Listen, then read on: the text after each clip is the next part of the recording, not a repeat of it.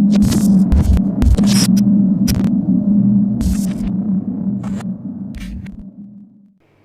semuanya, apa kabar? Semoga tetap dalam penyertaan Tuhan ya. Jadi di video kali ini saya akan menjelaskan tentang bagaimana cara saya mengolah dan mengembangkan pikiran, perkataan, dan tindakan sebagai seorang pelajar. Tapi sebelumnya saya ingin memperkenalkan diri terlebih dahulu. Nama saya Riko Febrian Alek Luistianto, saya dari kelas 10 IPA 2, nomor absen 28. Saya memiliki beberapa cara dalam mengolah dan mengembangkan pikiran, perkataan, dan tindakan sebagai pelajar. Saya akan mulai dari yang pertama.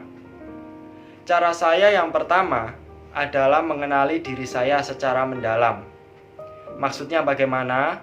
Maksudnya, banyak orang yang tidak mengenali potensi dirinya karena terlalu sibuk memperhatikan kelebihan orang lain, sehingga dia disilaukan oleh kehebatan atau kemampuan orang lain yang sudah mampu mengeluarkan potensi dirinya. Nah, di cara yang pertama ini, saya berusaha untuk mengenali potensi yang ada dalam diri saya terlebih dahulu dengan menelaah apa yang saya sangat sukai dan apa yang membuat saya tidak pernah bosan melakukannya. Dengan mengenali diri saya lebih dalam, saya lebih mudah mengetahui potensi mana yang bisa dikembangkan dan bermanfaat bagi hidup saya, dan sama halnya jika Anda melakukan apa yang saya lakukan di cara yang pertama. Cara yang kedua adalah membuat sebuah tujuan hidup.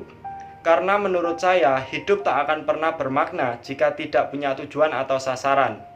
Dengan memiliki tujuan, maka hidup bakal lebih terarah dan jelas. Semua yang saya atau Anda lakukan setiap hari merupakan tahapan yang harus ditempuh demi mencapai tujuan. Selanjutnya ada cara yang ketiga. Cara yang ketiga adalah menguatkan niat. Kenapa? Karena tujuan tanpa niat yang kuat sama saja dengan mimpi di siang bolong. Niat akan membantu kita dalam mengembangkan potensi diri yang sudah kita kenali dan kita gali dengan benar. Pastikan niat yang muncul tidak setengah hati, karena usaha yang kurang maksimal akan menghasilkan hasil yang kurang maksimal pula. Selanjutnya adalah cara yang keempat. Yang keempat, saya menerima kritikan dari orang lain. Sepedas apapun kritikan itu, saya harus belajar untuk menerimanya. Saya memanfaatkan kritikan yang datang sebagai alat untuk mengevaluasi diri saya. Namun saya tetap harus menyeleksi kritikan yang datang. Maksudnya bagaimana? Maksudnya, apakah kritikan tersebut memang murni muncul dari orang lain karena ingin saya menjadi lebih baik? Ataukah hanya tidak senang dengan perkembangan potensi diri saya dan berusaha menahannya agar tidak semakin baik? Selanjutnya ada cara yang kelima. Cara yang kelima adalah dengan cara membuang pikiran negatif dan mulai berpikir positif. Karena pikiran negatif hanya akan menjadi penghambat diri kita dalam mengembangkan pikiran, perkataan, dan tindakan sebagai seorang pelajar. Ketika kita selalu membiarkan diri dilanda pikiran negatif, kita akan otomatis kehilangan fokus dan arah. Untuk itu, buang setiap pikiran negatif yang muncul.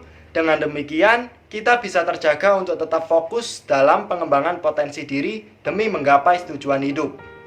Selanjutnya adalah cara yang keenam. Yang keenam adalah saya mencari mentor atau pembimbing dalam hidup ini. Ketika kita memiliki seorang mentor, maka peluang kita jatuh di lubang yang sama akan semakin kecil, dan kita bisa belajar dari pengalaman seorang mentor tersebut. Tentu mentor kita sudah menjalani berbagai macam rintangan dan tantangan hidup yang mungkin belum kita hadapi. Dengan demikian, maka kita akan mempersingkat waktu gagal kita dan mencapai tujuan hidup lebih cepat dibandingkan dengan orang yang tidak memiliki mentor dalam hidupnya. Selanjutnya ada cara yang ketujuh. Yang ketujuh, bergaul dengan lingkungan atau teman-teman yang positif. Karena lingkungan juga akan berpengaruh dalam mengembangkan pikiran, perkataan, dan tindakan sebagai seorang pelajar. Karena itu, jangan salah memilih teman. Dengan memiliki teman-teman yang positif, secara tidak langsung akan memberikan kita semangat untuk terus berusaha mencapai tujuan hidup. Dengan semangat yang terus bergelora, niat yang sudah kuat akan semakin kuat. Selanjutnya adalah cara yang kedelapan. Yang kedelapan, banyak mencoba hal baru. Fokus dalam kemampuan atau keahlian utama kita memanglah sebuah keharusan. Tetapi bukan berarti kita dilarang untuk mencoba hal-hal baru. Tetap lakukan hal-hal baru yang bisa membantu kita menemukan potensi lain yang selama ini mungkin masih tersembunyi. Siapa tahu, ternyata kita bisa menemukan potensi lain yang jauh lebih besar. Namun demikian, jangan terlalu banyak juga dalam mencari hal-hal baru. Ketika kita sudah menemukan satu atau dua hal yang dianggap sebagai potensi terbesar dalam diri kita, fokuslah dalam dua hal tersebut. Selanjutnya adalah cara yang kesembilan. Yang kesembilan adalah optimis. Dalam setiap upaya yang kita lakukan, pasti akan menemui hambatan. Sulit rasanya untuk mendapatkan jalan yang selalu lurus dalam hidup. Karena itu, dibutuhkan rasa optimisme, meski hambatan yang harus dilalui terasa sangat berat. Sikap optimisme ini yang akan membantu kita dalam mengevaluasi setiap kekurangan yang ada, untuk kemudian memperbaikinya dan terus melakukan upaya agar potensi diri bisa tetap berkembang sesuai dengan harapan. Demikian cara-cara saya mengolah dan mengembangkan pikiran, perkataan, dan tindakan sebagai seorang pelajar. Semoga bermanfaat bagi Anda, dan sebelum saya mengakhiri video kali ini, saya akan menutup dengan doa permohonan penyertaan Tuhan dalam hidup kita. Saya akan pimpin secara Kristiani. Allah Bapa yang bertahta dalam kerajaan surga, terima kasih atas penyertaan-Mu hingga detik ini. Terima kasih Engkau masih memberikan kesempatan untuk Riko dapat membagikan sebuah hal yang bermanfaat melalui video ini.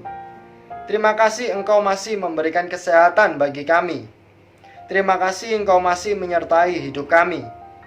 Kiranya Engkau selalu memberkati hidup Riko dan teman-teman yang mendengarkan, agar hidup Riko dan teman-teman dapat berguna bagi sesama.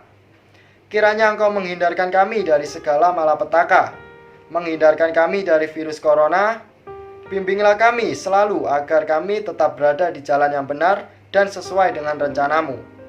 Doa yang kurang sempurna ini kami haturkan kepadamu. Hanya di dalam nama Tuhan Yesus Kristus kami sudah berdoa dan mengucap syukur. Haleluya. Amin. Sekian dari saya. Terima kasih.